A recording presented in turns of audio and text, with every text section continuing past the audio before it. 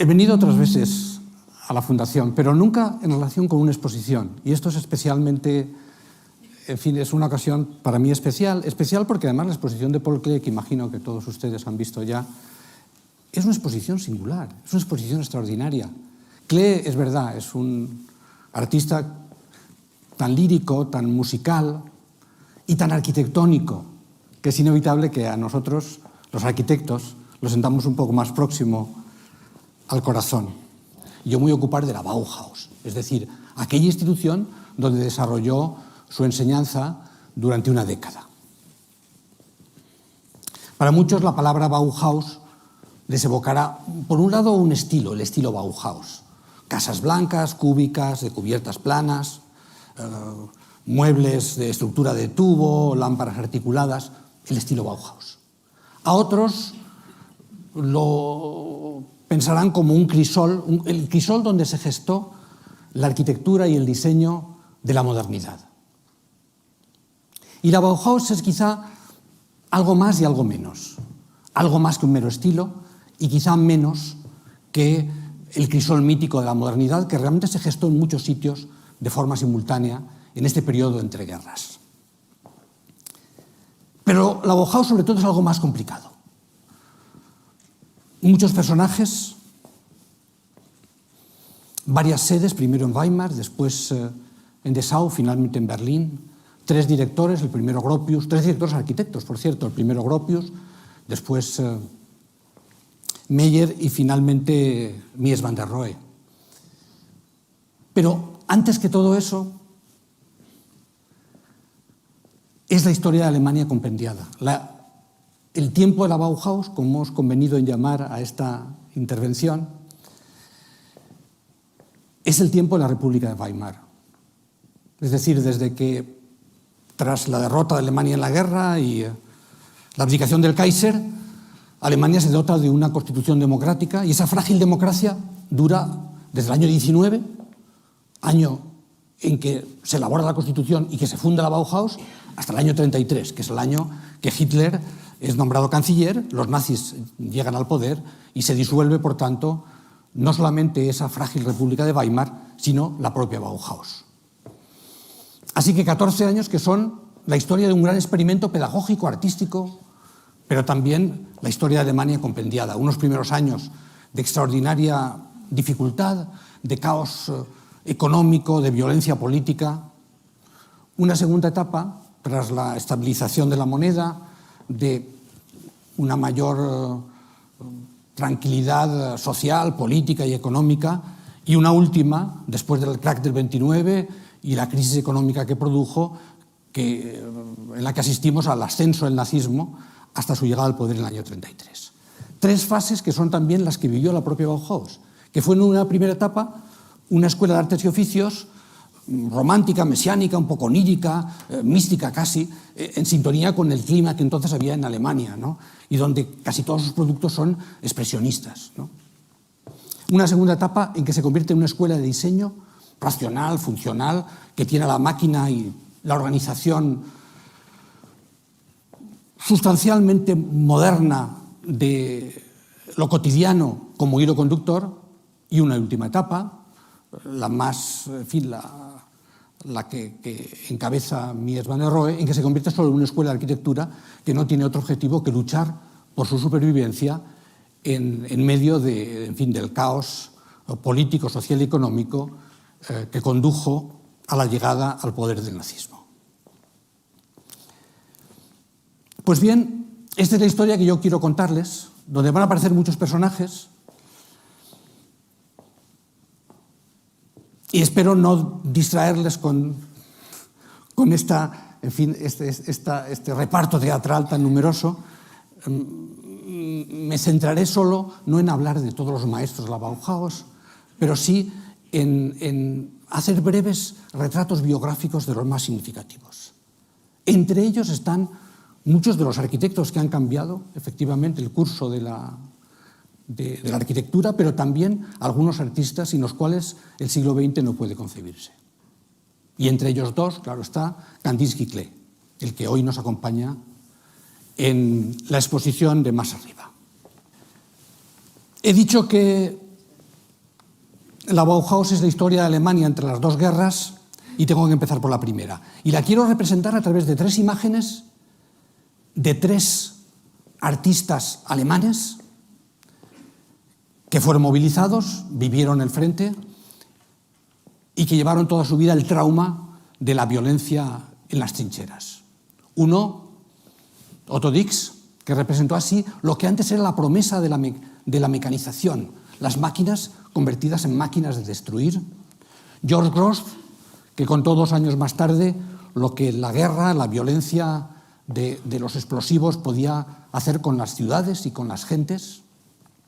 Y por último, Max Beckmann, que ya en el año 19 contó lo que había, el resultado de aquella gigantesca carnicería que fue la Gran Guerra. Una sociedad destruida en sus fundamentos y degradada, tanto que él tituló este dibujo Infierno. El infierno que era entonces la Alemania posterior al armisticio y a la abdicación del Kaiser. Pues bien, cuando los alemanes deciden dotarse de una nueva constitución, tienen que alejarse de Berlín, que está lleno de encuentros de bandas armadas y de revueltas en las calles, y se van a una ciudad de provincias, a Weimar, una ciudad que es la Atenas de Alemania. Weimar, que es la ciudad de Goethe y de Schiller, aquí en la estatua. Goethe y Schiller, pero también la ciudad de Liszt, la ciudad en la que se retiró a morir Nietzsche, donde están sus archivos. En fin, una pequeña ciudad de provincias, pero con una gran trayectoria cultural. Y entonces la Asamblea Constituyente se reúne en el Teatro de Weimar para huir, digamos, del conflicto y del caos que era entonces Berlín.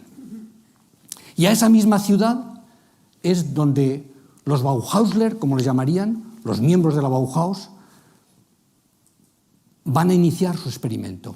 Y esta imagen de los Bauhausler, fotografiados debajo de Goethe y Schiller, nos dice de el tipo de ambiente que podemos esperar en esta ciudad un tanto somnolienta, pero en aquel momento pacífica, aunque, desde luego, al mismo tiempo, pues, desvalida de cualquier género de organización política o económica que diera sustento a este experimento. En esa Bauhaus, como decía, tuvo 2 campeones artísticos, Kandinsky y Klee, que en un verano de vacaciones en una playa francesa se fotografiarían así, fingiendo ser los Goethe y Schiller de esa nueva Bauhaus, ¿no? Los Goethe y Schiller iban a ser ahora Kandinsky, como ven aquí a la izquierda, con gafas, y nuestro Paul Klee.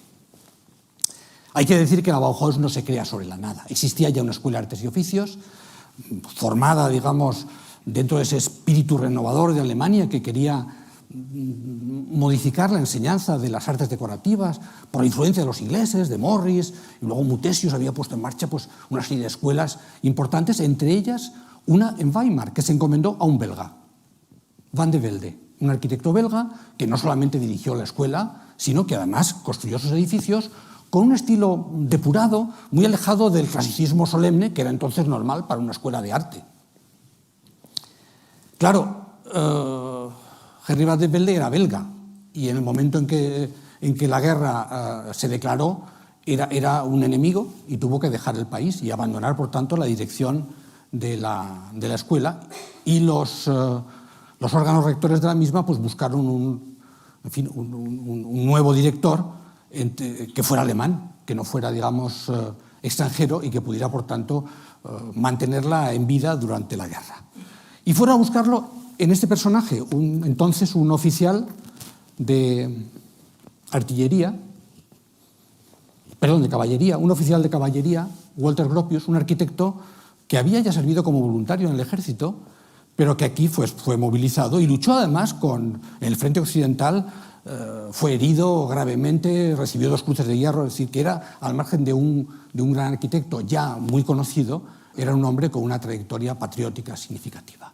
Y a él le encomendaron el resucitar esa escuela. Por desgracia no pudo hacerse nada entre los años de la guerra, la confusión era excesiva, y hasta el año 19 no podría Walter Gropius, digamos, poner en marcha ese experimento en los edificios y en los talleres que había dejado tras de sí Van de Velde. Gropius, hay que decirlo, no había nacido ayer, era un hombre que provenía de una familia altoburguesa, muy importante en las artes. Su abuelo era un artista amigo de Schinkel.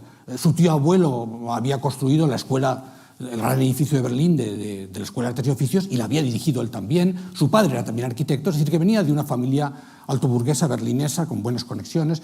Él hizo la carrera muy rápidamente y enseguida se empleó en la que entonces era la oficina más innovadora de Alemania, que era la de Peter Behrens. Peter Behrens estaba construyendo este edificio.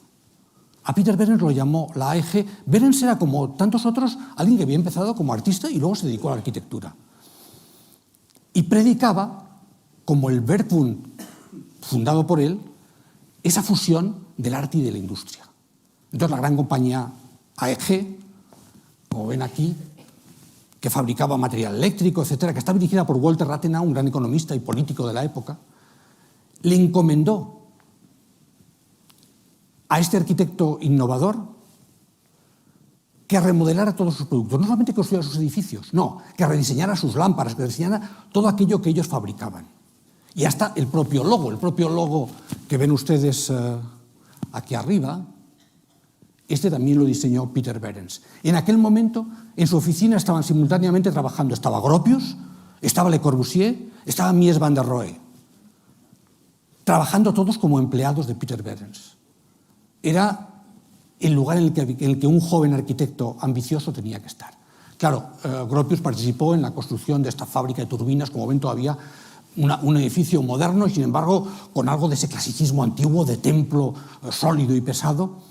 Y cuando, después de trabajar 3 años con Peter Behrens, Gropius monta su propio despacho, el primer encargo que recibe es justamente una fábrica.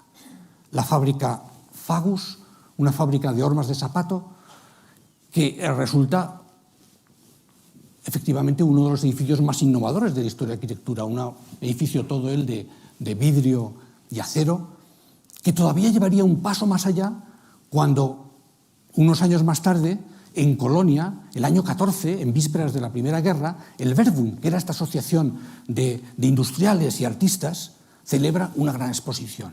Pero una gran exposición con edificios, digamos, de escala real. Y a Gropius le toca hacer una fábrica modelo con oficinas. Esta es la fábrica que él hace en el año 14 en Colonia, después desaparecida, porque como tantas exposiciones, luego se desmontan los edificios y desaparecen, ¿no? Pero esta es la fábrica que él construye el año 14 y que le convierte en el arquitecto clave en aquel momento de la renovación en Alemania. Es el arquitecto en el que todos se fijan, ¿no? Porque ha construido ya en el año 14 edificios de una modernidad impensable, superando con mucho el todavía clasicismo resistente de su maestro Peter Behrens. Pues bien, este Gropius, que durante la guerra ha conocido a una mujer extraordinaria, sobre la que pronto vais a hacer aquí un ciclo, ¿verdad? Me decía Lucía, Alma Mahler. Él, durante antes de la guerra, en realidad, él durante unas vacaciones había conocido en un balneario Alma Mahler, habían tenido una breve historia romántica. Después Alma Mahler, falleció Mahler, como es sabido, tuvo su affair con Kokoschka, ¿verdad? Que era pues muy apasionado. Y después de terminar su affair con Kokoschka, pues recuperó aquel alemán que había conocido en un balneario austríaco y restablecieron el contacto. Pero claro, Gropius estaba movilizado, así que solamente podía verla pues, en los permisos que tenían, que él iba bien a verla. Se casaron en el año 15 y tuvieron una hija, etcétera, pero durante todo el tiempo de su matrimonio, su relación era solamente el de un militar que tenía permisos y iba a ver, digamos, a su mujer en Viena. Pero claro, Alma Mahler tuvo una importancia grande en su vida, porque le puso en contacto a Gropius con un mundo muy distinto al del Berlín del que él venía, que era el mundo de Viena. Ese mundo de Viena más complejo, digamos, con una presencia, digamos, de las artes muy diferente a la de Berlín, ¿no? Y de hecho Alma Mahler sería importante en algunos de los primeros nombramientos de profesores que él hizo dentro de la Bauhaus. Pero no quiero adelantarme a acontecimientos. Este es nuestro Walter Gropius, que en el año 19 asume el poner en marcha una institución modélica, una institución nueva, una institución que una las artes y las artesanías y que a través del aprender haciendo, del manipular las cosas, de los talleres, consiga reformar la industria alemana para que produzca cosas, digamos, de mayor calidad visual y artística. Pues bien, este Gropius, cuando se propone este empeño un poco visionario, ¿no? Pues mira, claro, hacia el romanticismo alemán, hacia ese Schinkel que había sido amigo de su abuelo, pero sobre todo a los que estaban más próximos a él, a su amigo Bruno Taut, por ejemplo, con las arquitecturas que en ese momento de grave crisis espiritual de Alemania del año 19, después de la derrota, surgían como hongos, ¿no? Y así, por ejemplo, pues Bruno Taut pensaba que el futuro de la arquitectura iba a ser unas catedrales de vidrio en las montañas, ¿no?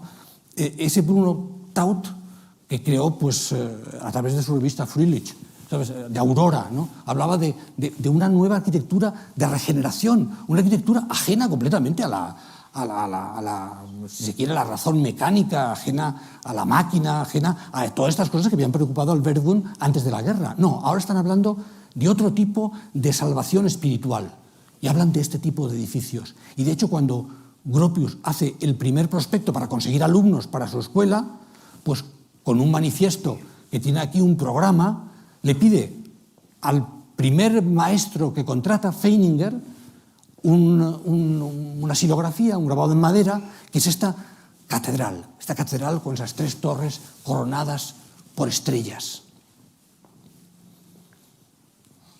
Para muchos esto fue algo completamente desconcertante. O sea, que el Gropius de la fábrica Bafhaus, que el Gropius del Wehrdienst, el que simplemente era un reformador del mundo moderno a través de la industria y de la máquina, de repente se convirtiera en el promotor de una especie de comuna onírica, una especie casi de convento donde los alumnos y profesores, que no se llamarían alumnos y profesores, iban a ser maestros y aprendices, porque quería resucitar la idea de los antiguos gremios. Los maestros y aprendices vivirían juntos en una comunidad que sentaría las bases de esta regeneración espiritual del país. Pues bien, el expresionismo entonces, claro, era el lenguaje de todos. El expresionismo era el lenguaje del momento. Hasta los arquitectos más racionalistas al final acababan sucumbiendo a estas formas diagonales que querían expresar la ansiedad y al mismo tiempo la esperanza. La esperanza de otra cosa. Feininger, el artista que hizo este grabado que sirvió para publicitar la Bauhaus al principio, era también pintor, pintaba, digamos, lienzos como estos que ven aquí, dentro de ese mismo estilo expresionista. Él era un buenísimo dibujante, él tenía ya una gran fama porque hacía caricaturas políticas en la prensa berlinesa y hacía cómics en la prensa americana. Pero Gropius lo lleva allí sobre todo por su capacidad de transmitir a través del lenguaje formal a los futuros alumnos algo distinto de lo que podían aprender en un taller. Él dice, la Bauhaus va a tener 2 tipos de maestros, maestros de taller y maestros de la forma. Tiene muchos talleres, taller de cerámica, de metal, de madera, con un maestro de taller. Pero al mismo tiempo y con la misma jerarquía, un maestro de la forma. Casi todos pintores. De los primeros 9 que contrata, que contrata Gropius, pese a que era una escuela de diseño y arquitectura en último extremo, 8 eran pintores.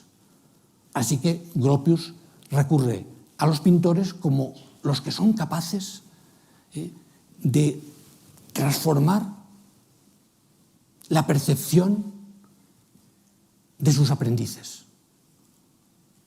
Decía que era importante entonces el expresionismo. Todos sucumben a él. Y fíjate, personas como Mies van der Rohe, que luego lo conoceremos por estos edificios helados y perfectos, ¿verdad?, de vidrio, hacen imágenes como esta del rascacielos en Friedrichstraße, que hablan, digamos, de esa misma arquitectura casi que aspira a una condición de disolución de la forma a través de las aristas y las espiras. El propio Gropius, cuando después de una manifestación de obreros en Weimar, que resultó, bueno, tras las cargas de la policía hubo varios muertos, entonces fue una gran ocasión duelo y de manifestación en aquella población muy alejada del follón que había en las grandes ciudades, ¿no? Pero incluso a Weimar llegó un poco ese mundo torrencial, y entonces le encargaron hacerle monumento a estos obreros muertos en la manifestación, y lo hizo de la forma que ven aquí, que es un monumento absolutamente expresionista. Los críticos de entonces no podían dar crédito, no entendían lo que estaba pasando, qué es lo que estaba ocurriendo allí. Pero es fácil de entender. En aquel momento hasta los ultraizquierdistas que en aquel momento crearon, bueno, tampoco ultraizquierdistas, simplemente izquierdistas, que crearon esa especie de soviet de las artes, el Abstrakte Kunst, al cual pertenecía Gropius, lo expresaban con su cartela con el mismo tipo de grafismo expresivo, ¿no? Que muestra, digamos, esa ansiedad, esa inquietud, esa impaciencia con el momento que estaban viviendo. Entonces, en Alemania había, sí es cierto, sectores muy radicalizados, desde una óptica política, ¿verdad?, que entendían que el arte debía ser revolucionario y ponerse al servicio de las grandes masas. Pero junto a esto había también muchos sabios errantes de naturaleza mística, devotos de la teosofía o de la antroposofía de Steiner. Uno de ellos, por ejemplo, fotografiado aquel año 19 en Weimar, era Gustav Nagel. Eran gente de este tipo, ¿no? Que lo ven ahí con su cetro, con la estrella, etc. Bueno, este les dio clase a los alumnos de la Bauhaus y consiguió que varios de ellos le siguieran en su peregrinaje, ¿no? Por una mezcla de santos y charlatanes, ¿no? Que entonces era muy frecuente, ¿no? Y que, bueno, pero tampoco hay que olvidarlo. Kandinsky era también devoto de la antroposofía, es decir, que no debemos de ignorar que estas corrientes de naturaleza mística eran muy frecuentes en la Europa de entreguerras. Y eran especialmente, digamos, importantes en el que sería el profesor más influyente durante los primeros 3 años de la Bauhaus. Un suizo llamado Johannes Itten, al que Gropius contrató. Era el único que tenía una formación pedagógica, porque había sido maestro de escuela en Suiza, luego se formó como artista en Stuttgart, y al final acabó viendo una escuela propia en Viena. Claro, él había sido influido por todas las teorías de Pestalozzi, Montessori, Froebel. Entonces, había absorbido toda la pedagogía del aprender haciendo. Y esto lo aplicaba al mundo de las artes y a su propia escuela en Viena, donde lo había conocido Alma Mahler. Y fue Alma Mahler la que le recomendó a Gropius: oye, aquí hay un tipo extraordinario, tienes que llevártelo a Weimar, y así hizo. Lo contrató sin conocerlo. Y este es el profesor que se convirtió en el profesor más influyente, bueno, en parte porque estaba siempre allí, los demás, luego cuando encontraría a Klee o Schlemmer, venían, iban, pero él no, él estaba todo el tiempo, y además se inventó algo extraordinario, que luego ha sido, durante 90 años, común en todas las escuelas de arte del mundo, que era el curso introductorio. El curso introductorio, que duraba 6 meses, lo inventó Itten, y estaba basado en intentar despojar al alumno, una especie de lavado de cerebro, de todos sus previos ideas, suposiciones. No. Aquí redúcete a esa condición primaria del que no sabe nada, y luego empezaremos a llenarte la cabeza con nuestros cubos, esferas, cilindros, triángulos, pero primero tienes que despojarte de todo aquello que crees que sabes. Este curso introductorio de 6 meses luego lo han copiado todas las escuelas del mundo. Nos somete a los estudiantes, pues eso, a que estén en contacto con los materiales y los toquen, los manipulen, adquieran esa relación más afectiva y más física con el mundo material. Porque Johannes Itten, además de todas estas cosas que digo, ya lo ven ahí, ¿verdad?, pues vestido siempre con una especie de hábito de monje, la cabeza siempre rapada. Él era seguidor de una vertiente del mazdeísmo, se llama Mazdanan, que era una religión sincrética, un poco de raíz zoroastrista, que tenía, digamos, muchas normas de carácter higiénico, eran vegetarianos, en fin, todas las cosas pues tenían que hacerse continuamente lavativas, se hacían incluso punciones en la piel para purificarse. La verdad es que Alma Mahler, que lo había recomendado, cuando una vez visitó la escuela de la Bauhaus, estaba horrorizada, porque decía que como las comidas vegetarianas tenían muy poco sabor, porque tenían una especie de puré de vegetales, los estudiantes le echaban siempre mucho ajo. Y entonces decía que se sabía enseguida cuando había llegado a la Bauhaus, porque todos olían a ajo. cosa que a esta vienesa refinada le parecía lo peor de lo peor, ¿no?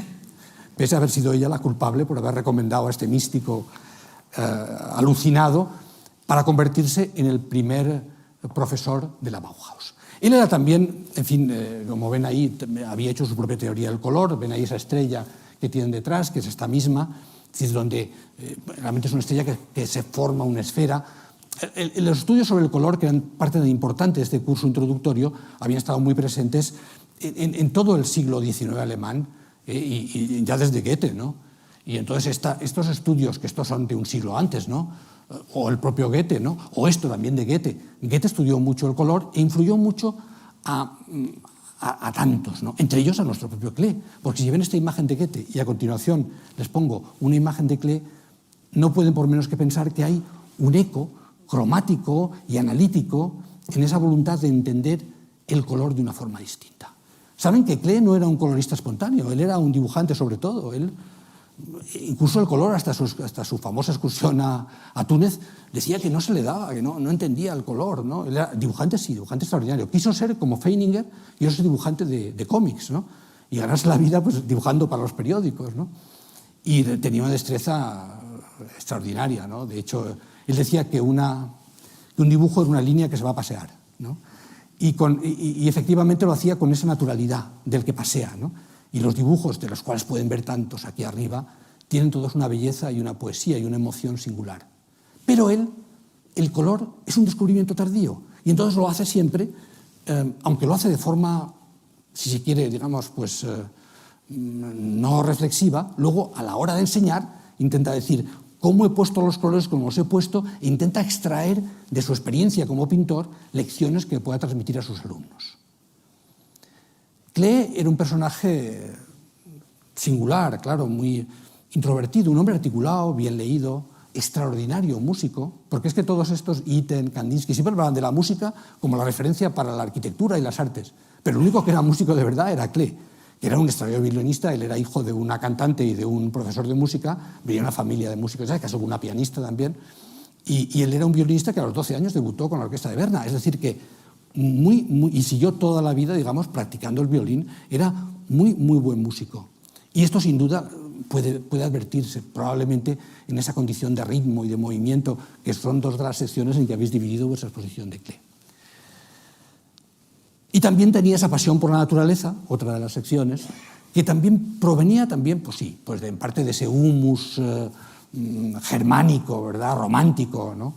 Y al final, pues de Goethe. De hecho, él extraía esta poesía y emoción que vemos en los lienzos a veces del mundo natural. Aquí está fotografiado en Weimar, en su estudio, con diversos cuadros, alguno de los cuales me ha parecido ver arriba, y al mismo tiempo seguía recolectando plantas para su herbario, exactamente igual que Goethe, que también era amante de recolectar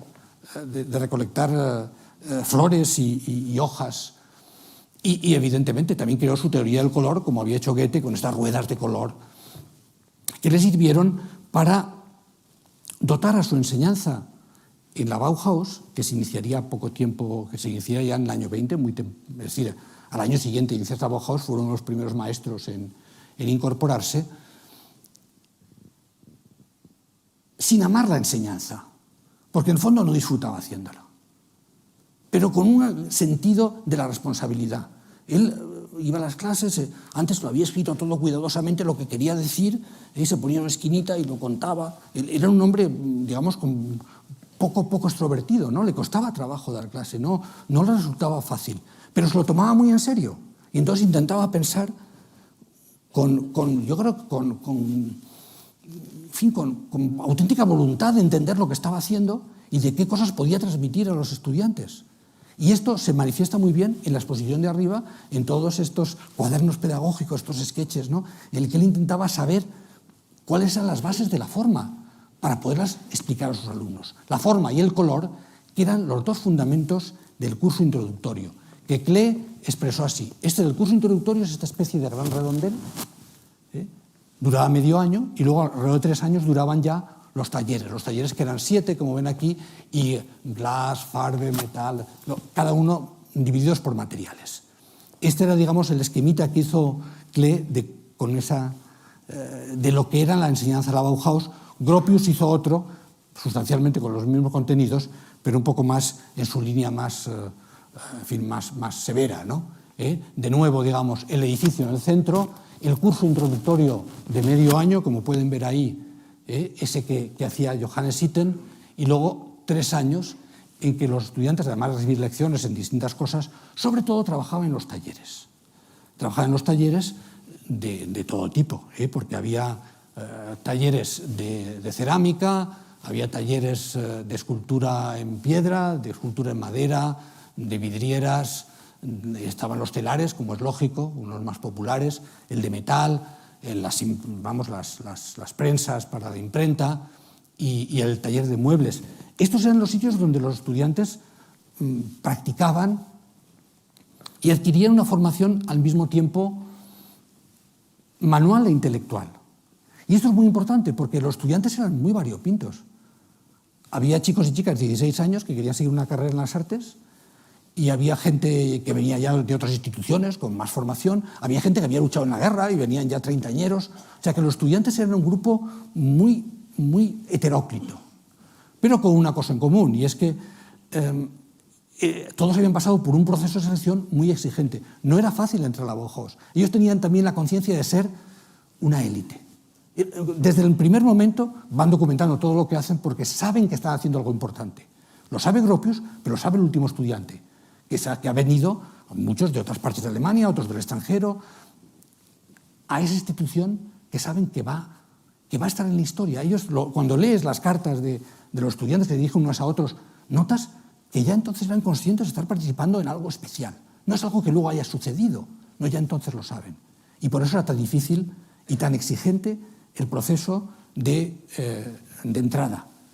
Y sobre eso, después de los primeros 3 meses, y esto es muy importante, de los primeros 6 meses, perdón, del curso introductorio, muchos no recibían la confirmación.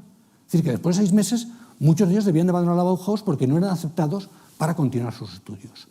Así que, muy exigente, muy difícil, y a cambio, ¿qué tenían? El contacto con grandísimos profesores, personajes extraordinarios, y una miseria extrema. Una miseria extrema. No había dinero para nada. No había dinero para nada. Apenas tenían dinero para poder comer. Entonces Gropius, su obsesión, claro, Gropius, el gran organizador, tal, era conseguir dinero para que los estudiantes tuvieran al menos una buena comida al día. Esa era su obsesión durante los primeros años, en el caos que entonces vivía Alemania. Y al final, lo comentaba antes Lucía, lo consiguió prometiendo honores a distintos personajes ricos de la ciudad, honores que conseguía por sus amistades en el ayuntamiento y en el Estado, a cambio de que financiaran la comida de los estudiantes, que era su principal preocupación. Llegaron a tener un huerto para tener un cierto suplemento de verduras, ¿no?, que cultivaban los propios estudiantes, ¿no? Al final, estos talleres tenían, digamos, que producir objetos que se materializaran en arquitecturas. Y la primera arquitectura que realizan es una casa para el señor, como ven aquí, Adolf Sommerfeld, un comerciante de maderas, que les dijo: tengo que emplear madera porque he comprado aquí un barco tal lleno de madera, así que quiero que me hagáis la casa de madera. Y le hacen esta casa. Esto es un dibujito de la casa hecho para celebrar la cubrición de aguas, ¿no? Como ven, de nuevo, en estilo completamente expresionista. Y le hacen una casa que es una mezcla de chalet suizo, ¿no?, y de David Crockett, que pensar... el arquitecto es Gropius, junto con Adolf Meyer, su compañero de toda la vida, ¿no? O sea, Gropius hace esta casa. Aquí la veis, el día este que celebraron la fiesta de cierre de la cubierta, y que al final tenía este aspecto. O sea, este es el mismo Gropius que había hecho la fábrica Fagus y que había hecho en el año 14 el edificio de la Werkbund en Colonia. Era algo verdaderamente extraordinario. Es decir, que esta especie de reinvención romántica de la escuela se llevaba hasta sus últimos extremos. Toda esta casa, su interior está hecho por distintos estudiantes, que luego serían importantes. Por ejemplo, George Smith, que hizo todos estos detalles. Los muebles eran de Marcel Breuer. George Smith hizo estos relieves, y esa vidriera que ven ahí al fondo, y aquí un poco mejor, la hizo Joseph Albers. Es decir, todos ellos estudiantes de la Bauhaus que posteriormente se convertirían en maestros. Esto es otro fenómeno muy interesante. Los estudiantes más brillantes Por un lado, Gropius procuraba que ganara algo de dinero con estos encargos que les hacía, porque esto era un encargo que él tenía en su oficina de arquitectos, ¿no? Pero luego, enseguida, y sobre todo cuando se mudaron a Dessau, consiguió algo que es muy importante, y es que casi todos los maestros jóvenes hubieran sido alumnos de la Bauhaus. Y aquí tiene un dibujo de Feininger celebrando con esa casa, o una especie de remedo de esa casa, invitando a la fiesta de las linternas. En la Bauhaus hacían fiestas continuamente. Había unos 4 al año importantísimas, claro, la de Navidades, la del verano, y luego la de primavera y la del otoño. La primavera y el otoño era la fiesta de las linternas y la fiesta de las cometas. Y todas las celebraban. Esto es muy interesante, no se piensen que es una cosa que ocurrió por casualidad. Ya en el manifiesto de Gropius dice, y haremos muchas fiestas, porque las fiestas eran una forma de crear comunidad, de crear lazos entre ellos. Hay una carta bellísima de un estudiante que cuenta una fiesta de Navidad. Dice Gropius nos leyó un cuento, luego dice, tuvimos una comida buenísima, dice, claro que entonces era también importante, dice, y Gropius nos sirvió personalmente a cada uno de nosotros. Y dice, y comenta el estudiante, fue como el lavado de los pies. Y es bonito, porque entiende que el maestro le sirva personalmente a cada uno de los estudiantes. Había esa voluntad de generar comunidad, y las fiestas eran esenciales. Y claro, pues sí, las fiestas continuamente. Las fotos que tenemos de la Bauhaus son fiestas continuas, siempre están celebrando una cosa u otra, ¿no? Por cualquier motivo se monta una fiesta. Y en estas fiestas, uno de los maestros que sería más importante a la hora de organizarlos era Oskar Schlemmer, al que le llamaron como pintor y como escultor, y que realmente luego se dedicó allí más bien al teatro. Y entonces Oskar Schlemmer fue el que inventó el ballet triádico, el que creó, digamos, el taller de teatro, y el que hizo de la Bauhaus esa especie de fiesta permanente, siempre con esa voluntad de, como veis, de un teatro, pero casi de marionetas, digamos, humanas, ¿no? De ese mundo del títere, de la marioneta, tan importante en la cultura alemana, porque Goethe escribió teatro para marionetas, Kleist escribió también sobre la importancia de las marionetas. Y entonces esto que parece, digamos, pues de Leger, esta especie de, de robots articulados, tiene también la tradición de los títeres y de las marionetas, así que une lo moderno con lo muy tradicional. Y así alumnos, ¿verdad?, pues que también hacían estos mismos teatros. Y el propio Klee fabricaba siempre marionetas para su hijo Félix.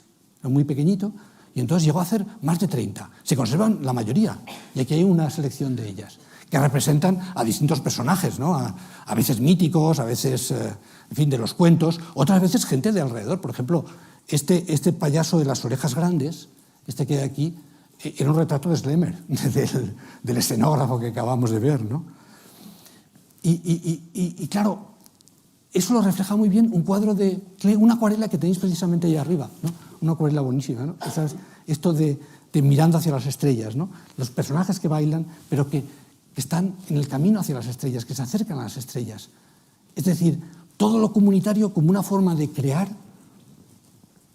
una vida mejor y un país mejor en esa especie de pequeño reducto. Luego las cosas eran muy distintas, claro. En general, los habitantes de Weimar pensaban que los estudiantes eran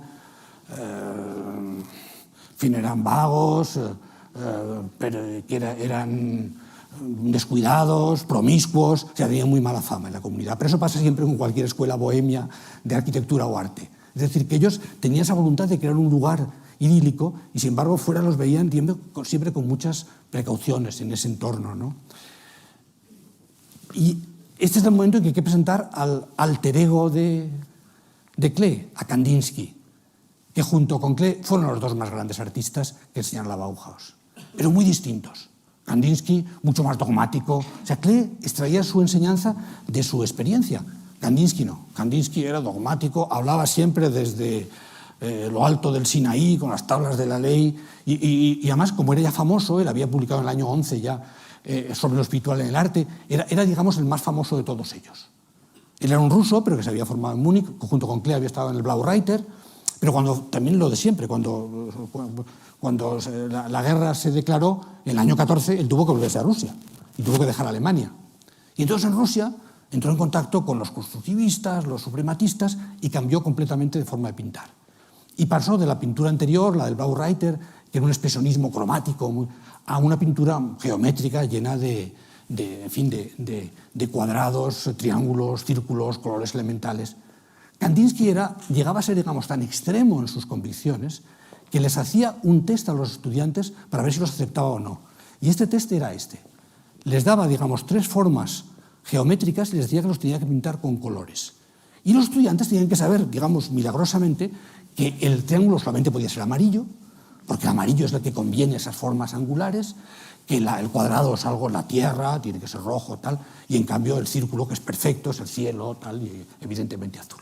Entonces, si el estudiante no era capaz de entender esto, entonces Kandinsky no lo quería de estudiante, porque decía, no, es que no entiende lo esencial. Él además disfrutaba de ese raro don de la sinestesia, es decir, que él cuando decía que cuando él veía colores oía sonidos y cuando oía música la veía en color, ¿no? Es decir, que él no solamente entre las formas y los colores encontraba, digamos, simpatía, sino también entre los sonidos y las formas y los colores. Pero los jóvenes, pues, luchaban y seguían su propio camino. Es decir, que tuvieron influencia grande, claro, sobre los jóvenes, pero los propios estudiantes eran tan articulados, tan inteligentes, tan autónomos, que no se puede pensar que la Bauhaus producía, digamos, a gente en serie. Esta es una imagen, por ejemplo, de estudiantes de entonces. Esto es Marcel Breuer con 3 chicas. El fotógrafo dice Marcel Breuer y su harén, dice. Pero realmente no, eran otras estudiantes como él, ¿no? Pero ya lo veis a él, ya con el cigarrillo, tal. Pronto sería maestro. Era un mundo distinto. La relación era muy igualitaria entre profesores y estudiantes, o habría que decir entre maestros y aprendices. Y este trayecto, el de Gunther Stolz, la única estudiante que llegó a maestro, pues es muy característico. Cuando le hicieron el carné, todavía le pusieron que era estudiante y hubo que rectificarlo y poner Meister, porque había ascendido a la categoría de maestra. Ella se dedicaba a los tejidos y es una de las tejedoras más extraordinarias de la época, ¿no? Y es interesante ver cómo colaboraban entre ellos. Por ejemplo, estos 2 estudiantes, Marcel Breuer y Gunther Stolz, hicieron esta silla africana, ¿sabes? En que la estructura la hacía Breuer y los tejidos, Gunther, que como digo era una tejedora de una riqueza técnica y luego con méritos sobrados para ser maestra, como finalmente acabaría siéndolo. Pero la traigo a colación solo para que vean cómo este momento expresionista de la Bauhaus, este momento místico, este momento, se interrumpiría de forma casi abrupta en el año 23 y todo empezaría a cambiar. El mismo Marcel Breuer, que había hecho esta silla que veíamos ahora, bajo la influencia de los holandeses, ya empezaba a hacer sillas así, donde la influencia ya es de Rietveld y del neoplasticismo holandés, con esa voluntad de crear, digamos, planos que se encuentran. El propio símbolo de la Bauhaus, ¿cómo se hizo? Pues con un concurso entre estudiantes, y lo ganó un estudiante que propuso este símbolo. Un símbolo, como ven, pues muy expresionista. Muy expresionista, con esta especie de figura humana que sostiene una pirámide, porque al final todo debe confluir en el edificio, pero una pirámide que tiene un aire también místico, la cabeza dividida en 2, porque es el yin y el yang. Este fue el símbolo de la Bauhaus durante estos primeros años. Como digo, diseñada por un estudiante, hasta que las cosas empezaron a cambiar y Oskar Schlemmer dijo, no, necesitamos un símbolo distinto, más clásico y al mismo tiempo más influido por el neoplasticismo, que es el fermento que transforma la Bauhaus en el año 23. Cuando hacen la exposición del año 23, que es la primera vez que salen al público, y exponen por todos los lados, en su escuela, en el Museo de Arte, de repente Weimar se convierte en una gigantesca exposición de la Bauhaus. Viene gente de toda Alemania a verlo. Esos son algunos de los pósters que se hacen. La imagen de la Bauhaus ya es mecánica, ya es rectangular y emplea colores puros, emplea líneas rectas. O fíjese, por ejemplo, en este cartel, ¿verdad?, donde de nuevo está ahí incluido el símbolo de la Bauhaus, ¿no?, de Jost Schmitz. La Bauhaus está empezando a cambiar de registro. Y en ese cambio de registro habría alumnos importantísimos en la transición, como Herbert Bayer, ¿no?, el gran diseñador gráfico, que era también pintor, pero que sobre todo lo recordamos porque era un extraordinario diseñador gráfico. Esta es una de las postales que hizo para esta exposición de agosto del año 23, en la que la Bauhaus se dio a conocer, y también para la portada del libro, que tenéis aquí un ejemplar, ahí en la exposición, que era el catálogo de la exposición, del cual le hizo también pues, la tipografía de la portada. La Bauhaus empezaba a cambiar y se notó más que nada en que hicieron una casa modelo. La anterior casa que habían construido, la Sommerfeld, ya veían, con ese aspecto de cabaña alpina. Y esta nueva casa hicieron un concurso entre todos, maestros, alumnos, y lo ganó un pintor, Mucha. Y lo ganó con esta especie de propuesta completamente racionalista, una casa cúbica, como ven, que se alzaba en los huertos que tenían ellos. Estos eran los huertos que empleaban para conseguir hortalizas, y allí hicieron una casa modelo de cómo hay que vivir en el futuro. Compárenlo con la que acabamos de ver, en que había todavía esa influencia de Frank Lloyd Wright, ¿sabes? Había una influencia del mundo casi de fines del siglo XIX. Aquí no, aquí ya la casa es completamente moderna. Este personaje que hay aquí será importantísimo lo que va a pasar ahora. Moholy Nagy está visitándola porque él ha diseñado las lámparas. La cocina es de Marcel Breuer, el mismo que hemos visto antes, el estudiante con su harén, y sus muebles de nuevo están presentes aquí, y buena parte de las lámparas hace Moholy Nagy. En apenas 2 años la Bauhaus ha transitado desde el romanticismo expresionista a la racionalidad técnica. Y parte de la culpa la tiene este señor, un holandés, Van de Velde, que quiere que Gropius lo nombre maestro. Gropius no quiere y dice, pues te vas a enterar. Se va a Weimar, monta allí él su propia escuelita, un estudiante de la Bauhaus le deja un estudio para acá y revuelve todo. Él es un hombre muy articulado, muy inteligente, es uno de los fundadores del neoplasticismo holandés, que como saben es como una especie del constructivismo holandés, ¿no? Que quiere, digamos, quitarle al arte esa condición de sagrado, de misterioso. No, quiere que todo sea racional, el ángulo recto va a ser esencial. Él pintaba cosas como esta. Saben que el más conocido artista del neoplasticismo es Mondrian, pero también Van Doesburg o Oud son importantísimos.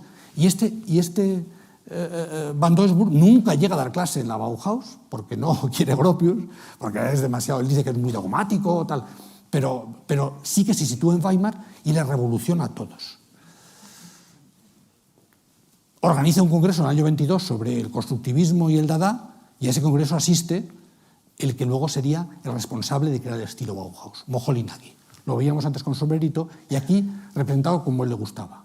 Moholy Nagy, casi vestido con una especie de mono de trabajador, con esa imagen de hombre de fábrica, un hombre polifacético, diseñador gráfico, fotógrafo, artista,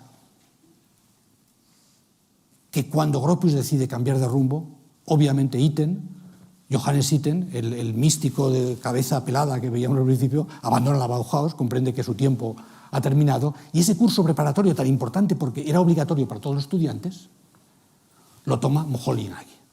Moholy Nagy es el que a partir de ahora va a ser la gran influencia sobre el conjunto de estudiantes de la Bauhaus. Aquí ven el tipo de dibujos que hace Moholy Nagy. Está, como ven, muy fluido por el suprematismo, por el mundo de los rusos. Llega, digamos, el mundo ruso y también el mundo holandés, que transforman ese romanticismo alemán. Y desde luego pues los Browns de Lissitzky, es decir, todo este fermento que se había generado en Holanda y en Rusia, llega a Weimar y transforma la escuela. Cuando hay que dar las 3 conferencias magistrales de la exposición del año 23, las dan estos 3 personajes. Uno, Kandinsky, el artista más famoso. Otro, obviamente, Gropius, el director. Y el tercero, alguien al que llaman para que dé una conferencia. Oud, el gran arquitecto holandés. Estos son los 3 a los que les encomiendan, digamos, el nuevo rumbo. De hecho, la conferencia de Gropius es totalmente programática. Dice, arte e industria, dice, una nueva síntesis. Predica que el arte y la industria van a volver a reconciliarse. Es decir, Gropius vuelve por el Gropius que había sido en la Werbung, el Gropius de las fábricas. Y abandona ese trayecto, digamos, de misticismo y de búsqueda de lo inmaterial. De hecho, la obra de Gropius en aquel momento está completamente influida por el neoplasticismo. Fíjense, por ejemplo, su entrada para el concurso del Chicago Tribune. Es que parece hecha por un holandés, ¿no? Hasta sus proyectos de construcción prefabricada son completamente neoplásticos. Tanto es así que decide, debemos de crear un objeto que refleje este cambio de rumbo. Y dice, pues mi despacho. No tenía otra cosa, mi despacho. Entonces, Gropius remodela su despacho. Este es el dibujo que hace Herbert Bayer para remodelar el despacho. Fíjense, todo con ángulos rectos y hasta con la lámpara de Rietveld allí en lo alto. Y esta es la imagen del despacho de Gropius, que era la única capacidad que entonces tenía para transmitir un mensaje. Transmitir un mensaje a los alumnos de este es el camino por el cual había que ir. Con las alfombras, los tejidos y la voluntad de hacerlo todo con el ángulo recto. Mucho más tarde, ese despacho se reconstruiría y con alguna alfombra distinta puede hoy visitarse en Weimar, donde consideran, claro, que la Bauhaus de Weimar es uno de los grandes logros de su historia. En aquel momento no pensaban así. Por el contrario, estaban enfadadísimos con ese nido de bolcheviques, cosmopolitas. Cosmopolita entonces es una palabra de abuso, ¿no? Ya, eran cosmopolitas. Gropius escribe cartas diciendo, no, casi todos son alemanes, tal. No, tiene mucho extranjero, tal. A los extranjeros se hacía además pagar el doble de tasas, ¿no? Para que no se quejaran las autoridades locales. Pero aún así hay un cambio político y al final Weimar decide que la Bauhaus debe irse. Y en aquel momento viene en su auxilio el alcalde de Dessau, una ciudad industrial al norte, más cerca de Berlín, no tan bonita como Weimar, pero una ciudad un poco, pues, en fin, estaba la fábrica Junkers, había la fábrica de aviones, un sitio dinámico y que además coincide con, finalmente, la estabilización de la moneda. Habían vivido un periodo de hiperinflación. Sabéis que ha habido un momento que la gente tenía que pagarle con una carretilla llena de billetes, ¿no? Era un desastre. Por cierto, Herbert Bayer, el grafista que veíamos antes, diseñó, entre otras cosas, los billetes de 1 millón de marcos y de 100 millones de marcos, y bueno, una barbaridad. Y se los encargaban a ellos porque podían hacer billetes muy simples, porque ya no necesitaban hacer nada para evitar la falsificación, porque era prácticamente papel basura, ¿no? Pero bueno, se estabiliza la moneda.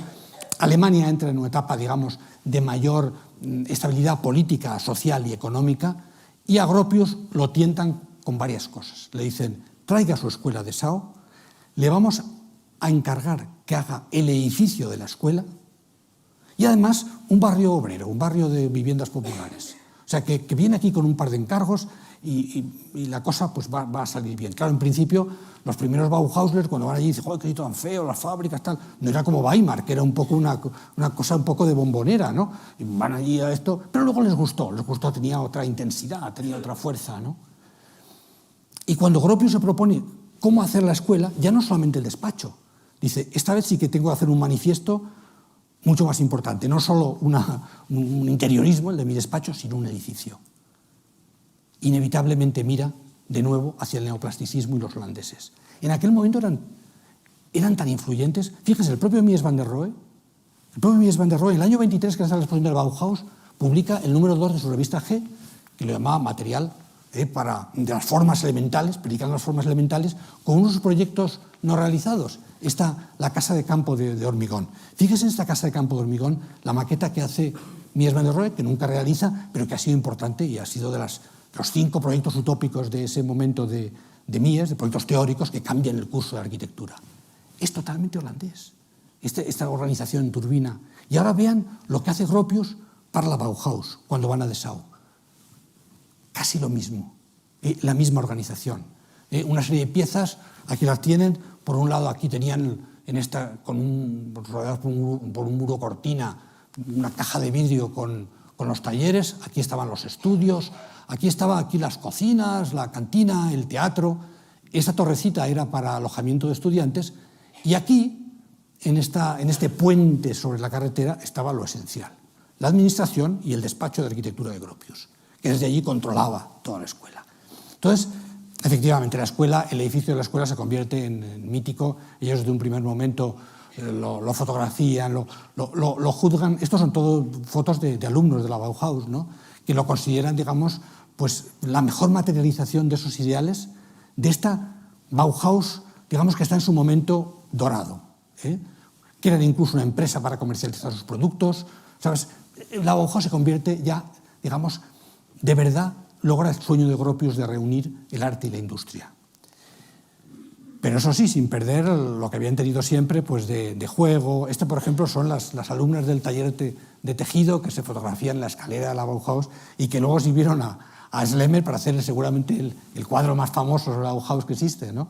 Basado justamente en esta referencia. Sigue haciéndose fiestas, cada vez que se entregan los diplomas, los estudiantes aprovechan cualquier ocasión y los maestros se fotografían todos en la azotea de la Bauhaus. Y es una foto mítica que no puedo por menos que detenerme un momento, porque aquí tenemos a Gropius en el centro y junto a Gropius sus 12 apóstoles. 6 maestros de la forma, de los que había contratado él, y 6 jóvenes maestros que habían sido alumnos y ahora eran ya maestros también. Hay que decir que los maestros de la forma, los antiguos, tuvieron luego derecho a casa y que los maestros jóvenes vivían con los estudiantes en los apartamentos. O sea que había algunas diferencias, les pagaban un poco menos.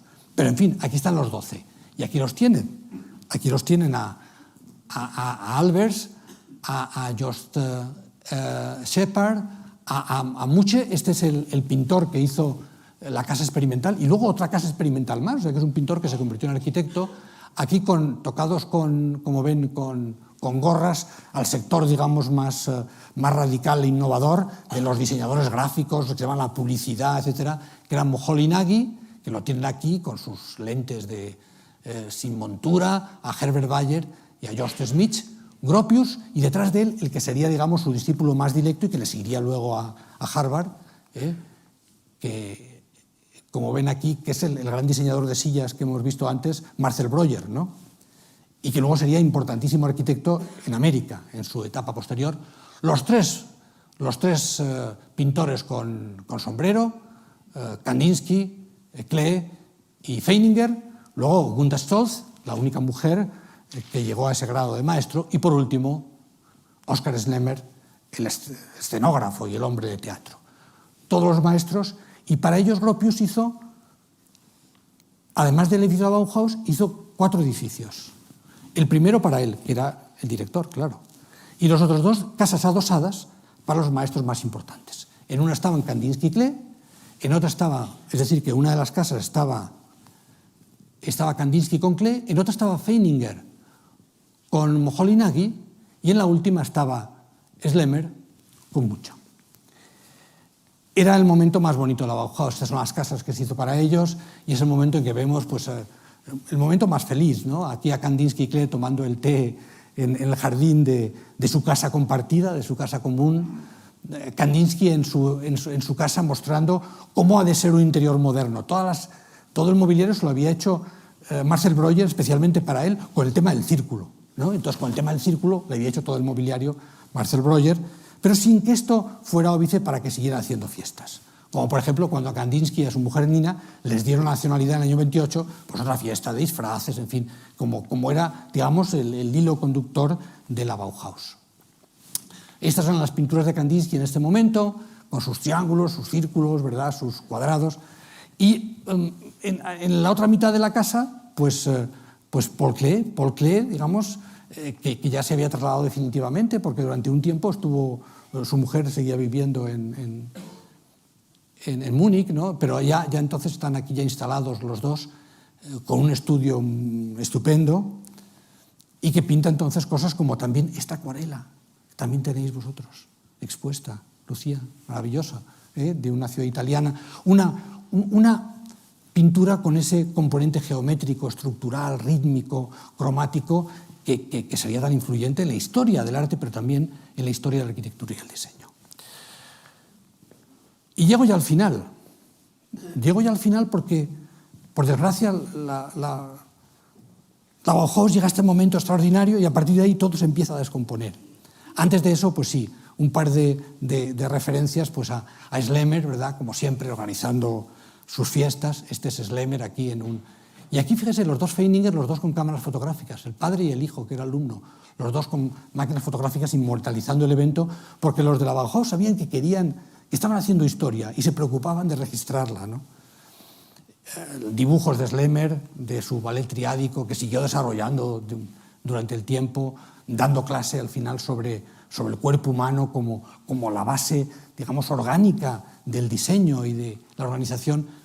Y Ise Gropius, o la que pensamos que es Ise Gropius, la mujer de Gropius, posando con una máscara sobre una de las sillas que diseñó Marcel Breuer, la silla B3. Ahora le llamamos silla Basili, porque un fabricante italiano en los años 50 le llamó Basili, pero se llamaba B3. Lo que ocurre es que a Kandinsky le gustó tanto que cuando la vio le encargó a Marcel Breuer que le hiciera una para él, ¿no? Y esa especie de conexión hace que hoy la llamemos la silla Basili, donde se muestra Ise Gropius con esa máscara que habla de esa condición de juego y que decía antes, ¿no? Que son el mundo de los títeres, el mundo de las marionetas, el mundo de la mecanización del orgánico, en la cual los alumnos, los maestros de Bauhaus estaban pues en su salsa. Pero ya es una industria, patentan los productos, no sin problemas. Por ejemplo, cuando Piscator le encarga a Gropius el Teatro Total y Gropius lo patenta, Piscator le retiró la palabra, ¿no? O sea que a veces estas patentes daban lugar a grandes guerras entre quién tuvo la idea de qué, pero no obstante la Bauhaus va, digamos, entrando en sazón.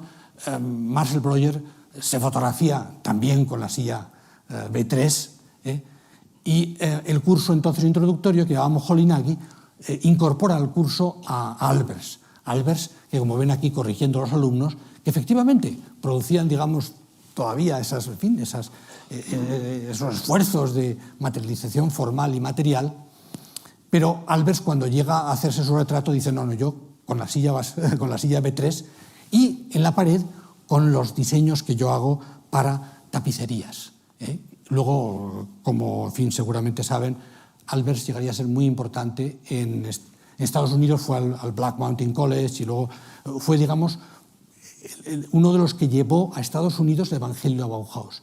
La Bauhaus fue muy importante por lo que hizo en Alemania, pero también porque cuando finalmente se cerró en el año 33, muchos de ellos fueron a Alemania, a Estados Unidos, y allí, digamos, prosiguieron con el evangelio, porque Mies van der Rohe fue con Hilbert Seimer y Peter Hahn se fue al ITT de Chicago. Moholy-Nagy fundó la nueva Bauhaus también en Chicago.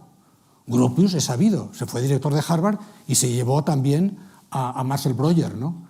Y Albers fue a Black Mountain College, donde creó, digamos, una experiencia también excepcional, y finalmente a la Universidad de Yale. De manera que todas las instituciones de élite de la costa este fueron colonizadas por Bauhausler, por gente de la Bauhaus, y crearon, digamos, una importancia extraordinaria. Estos son, digamos, los dibujos protegidos que hacía Albers y Joseph Albers y los que hacía Annie Albers, su mujer, con una base ya muy arquitectónica, como ven, con esta organización que recuerda la organización de las viviendas que por aquel momento hizo, por ejemplo, Gropius, que era la segunda parte del encargo con la ciudad de Sau. Es decir, vas a hacer la casa, pero también unas viviendas modelo para trabajadores, unas viviendas baratas, que también, digamos, se pensaban con este género de imágenes. Moholy-Nagy, como he dicho antes, fue el que inventó el estilo Bauhaus, y no solamente el estilo Bauhaus, inventó la publicidad Bauhaus, la tipografía Bauhaus.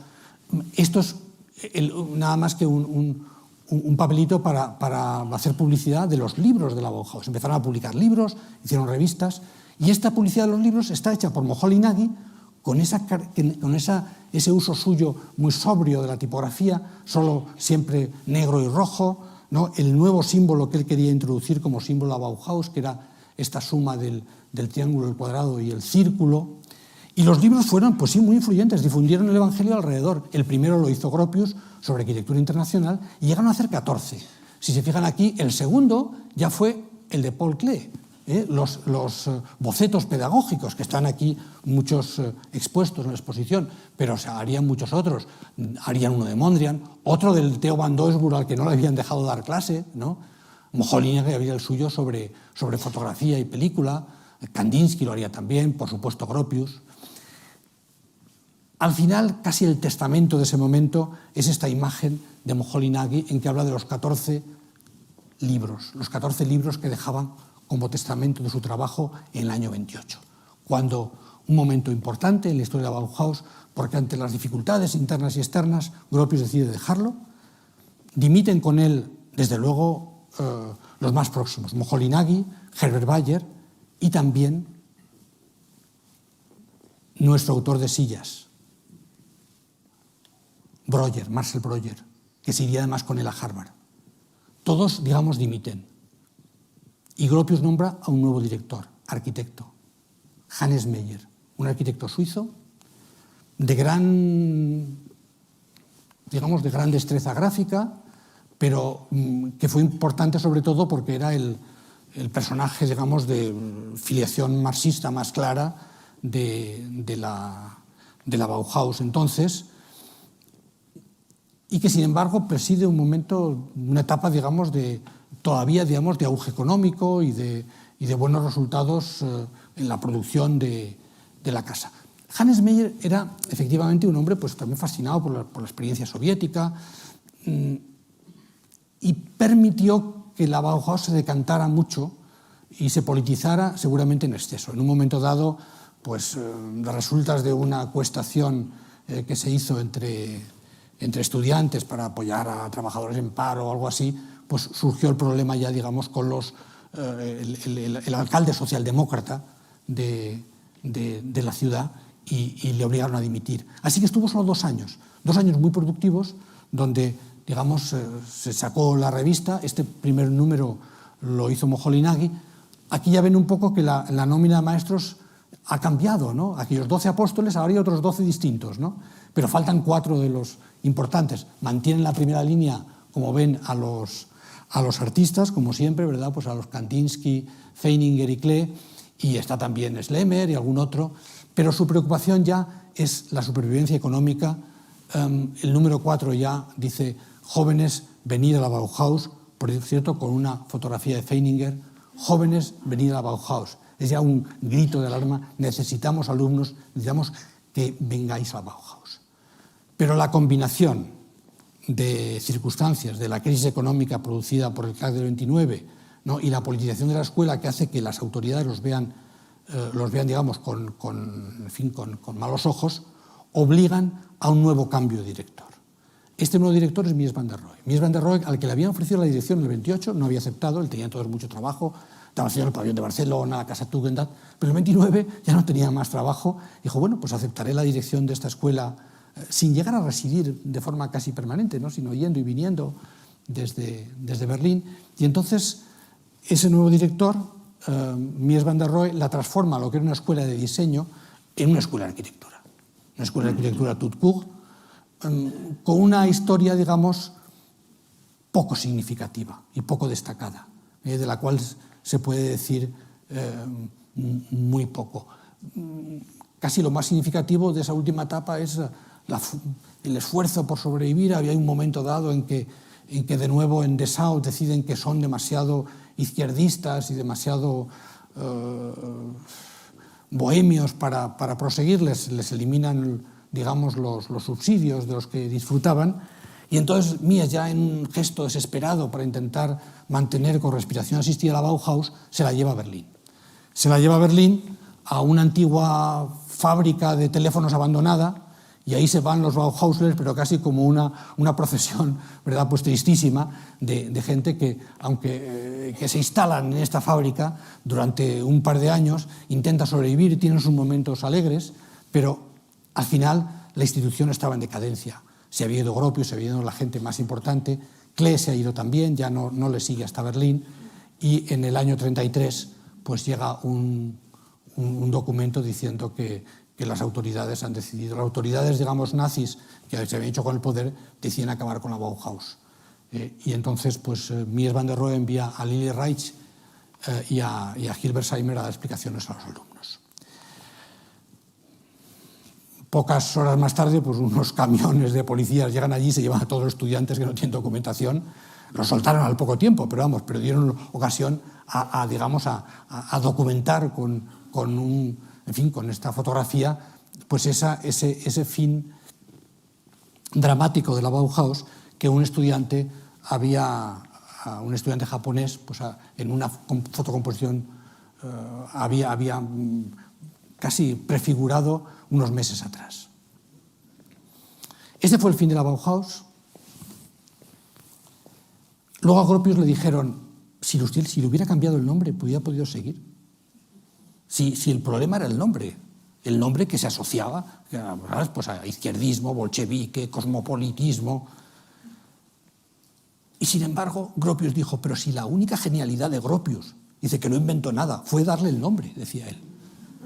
Si lo que fue genial es hacer este nombre, ese Bauhaus, ¿verdad? Que tenía resonancias, claro, pues medievales, de los Bauhute, que eran los gremios medievales, pero que era un nombre perfecto y que resonaba de tantas maneras, ¿no? No le podía cambiar el nombre. Y era justo lo que le hubiera permitido quizás sobrevivir, no nos engañemos, unos meses más. Pocos días después del cierre definitivo de la Bauhaus en Berlín, Kandinsky, que siguió hasta el final, que siguió hasta el último día, pintó este lienzo, composición en ocre, que nosotros quizás debíamos decir más bien composición en pardos, que quiere reflejar un poco la melancolía del momento y, sin embargo, a través de esta ventana abierta, ¿sabes?, la posibilidad de que quizá la Bauhaus siga de otra manera en otro sitio, ¿sabes?, con estas formas alegres y luminosas, pensando que sí, que el mundo alrededor, ¿verdad?, es todo pardo, pero que hay un futuro para nosotros. Ese mismo año 43, Klee, que se había ido, estaba dando clases en Düsseldorf y tal, tiene también que abandonar Alemania. O sea, con la llegada, digamos, la Cancillería de Hitler, comprende que tiene que irse y se va con su familia a Suiza. Y pide la nacionalidad suiza, porque él era hijo de un alemán y de una suiza. Pero la legislación suiza entiende que digamos, la nacionalidad sea a través de los padres, y entonces él tenía nacionalidad alemana. De hecho, estuvo movilizado durante la guerra como ciudadano alemán. Llega a Suiza, donde él había nacido, había pasado su infancia, conservaba sus lazos con Berna muy estrechos, y pide la nacionalidad suiza. Pero tampoco a los suizos les gusta Klee. También encuentran, digamos, que su arte es raro, ¿sabes?, que a lo mejor es subversivo, y entonces, durante un tiempo indefinido, ¿sabes?, le niegan la nacionalidad. Por entonces se le declara, digamos, la enfermedad degenerativa que acabaría con él a los 60 años. Sus últimos años, como saben, fueron de una productividad extraordinaria, y un año después de que comenzara la Segunda Guerra Mundial, el año 40, Klee murió cerca de Berna, 6 días antes de que le concedieran la nacionalidad suiza. O sea, que no llegó a tener el documento de ciudadano suizo. Poco antes de morir pintó este lienzo, en ese mismo año 40, que se llama La muerte y el fuego, y que, como toda la obra de Klee, está hecho con esta especie de jeroglíficos enigmáticos. Aquí usa la palabra Tod, que es muerte en alemán, con mayúsculas y minúsculas, para hacer esta calavera, el sol, esta imagen de un sol que apenas calienta y que parece que nos redime con esa mueca de la calavera. Un jeroglífico, pero también con el personaje de la derecha, que es de nuevo pues un títere. Nos habla de la muerte, pero nos habla de la muerte sin dramatismo, nos habla de la muerte con una emoción singular, algo que seguramente entendió bien su hijo Félix, aquel para el que había hecho las marionetas, cuando al enterrarle en Berna puso como epitafio, el que él entendía que era el lema de vida de su padre. Dice, no me busquéis en el aquí y en el ahora, porque habito entre los muertos y entre los que no han nacido aún. Un poco más cerca del corazón de la creatividad, pero todavía no lo suficientemente cerca. Klee pensaba que el arte hace visible lo invisible. Y yo les invito a que suban un par de plantas más arriba y lo comprueben. Buenas noches y muchas gracias por su atención y por su paciencia. Gracias. Muchas gracias.